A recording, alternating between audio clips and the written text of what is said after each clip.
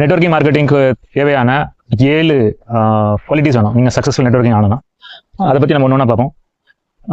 First வந்து நீங்கள் எல்லாரையும் மீட் பண்ணுற ஒரு ஆளாக இருக்கணும் இல்லையா? நிறைய பேர் நான் அந்த மாதிரி பேக்ரவுண்ட் இல்லை சார், இந்த மாதிரி யார்ட்டையும் பேசி பழங்கல, நான் அந்த மாதிரி இருந்திருக்கேன், அந்த மாதிரி சொல்கிறவங்க வந்துட்டு நெட்வொர்க் மார்க்கெட்டில் வந்தாங்கன்னா சிக்கலாக இருக்கும்.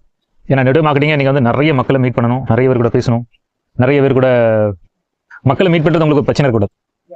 அப்புறம் தேடி பிடிச்சி பிளான் பண்ணி நீங்களாக வெளியே போய் பேசி உங்களை கண்டு ஓடுற மாதிரி இருக்கக்கூடாது. பட் அந்த மாதிரி பேசணும், அவங்களுக்கு உங்களை பிடிக்கணும் இல்லையா? You have to be attractive person. So மொத குவாலிட்டி என்னன்னா, மக்களை மீட் பண்ணுறது, மக்கள்கிட்ட பேசுறது, ஒரு நல்ல ரிலேஷன்ஷிப் மெயின்டைன் பண்ணுறது, கான்வர்சேஷன் பண்ணுறது, முன்ன தெரியாதவங்க கூட பேச ஆரம்பிக்கிறது. இந்த குவாலிட்டி ஃபர்ஸ்ட் குவாலிட்டி உங்களுக்கு தேவை. நீங்கள் இந்த மாதிரி எந்த கேரக்டர்ஸும் உங்களுக்குள்ள இல்லை, மக்களை மீட் பண்ணுறது, பேசுறது, இதுக்கு இடத்துல உண்மை இருக்குது, சில பிரச்சனை அப்செட் ஆச்சுன்னா உடனே அதுலேயே அப்படி தோண்டு போயிடுறது, நெக்ஸ்ட் என்ன அடுத்தால என்ன அப்படின்னு போயிட்டே இருக்கு. அந்த மாதிரிலாம் இல்லை. நொந்து வெந்து அப்படியே போயிட்டு அடங்கி அப்படி போயிருங்க.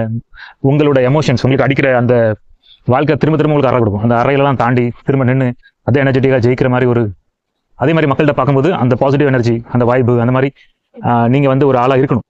இல்லைனா இந்த நெட்வொர்க் மார்க்கெட்டிங் நீங்கள் வரக்கூடாது. மொத்த குவாலிட்டிஸ் இல்லைன்னா நீங்கள் வந்து இதில் வரக்கூடாது.